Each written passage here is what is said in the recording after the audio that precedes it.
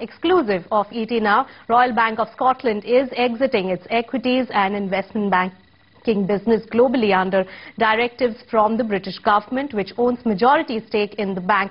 Now, the move could lead to several hundred job losses unless RBS can find a buyer for the businesses. A formal sale process has been initiated and bidders are lining up. Mohit Bhalla joins us with more exclusive details on that. Mohit, who all are lining up and how confident are the bankers of getting good valuations, especially in the present market condition?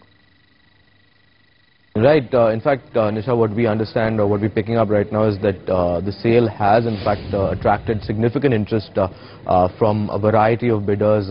We believe that there are nearly 20 bidders who've actually submitted preliminary offers or expressions of interest to acquire RBS's cash equities, equity capital markets and mergers advisory business across the globe. These are the three major businesses that the bank is selling.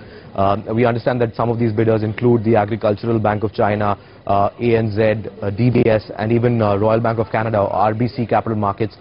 We understand that these four have actually submitted their interest to pick up parts of the business in the Asia Pacific region, in the Asian region.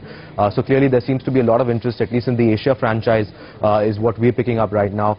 There have been several reports talking about how a management buyout is also another option that could be considered. But we understand that the board of RBS is perhaps probably going to resist that move fairly strongly. So clearly a sale is probably the only option. Like you said, valuations are obviously going to be tough in this market. It's not going to be easy for them to fetch good valuations. Given the fact that this is a fire sale or more like a distress sale, the bank will go ahead and shut down all these units if they can't find a buyer, and that's something that's pretty clear at this point in time. But it's a developing story, and of course we'll keep you updated on whatever details we're picking up. The India business also is a fairly significant or integral part of this Asia franchise that we're talking about.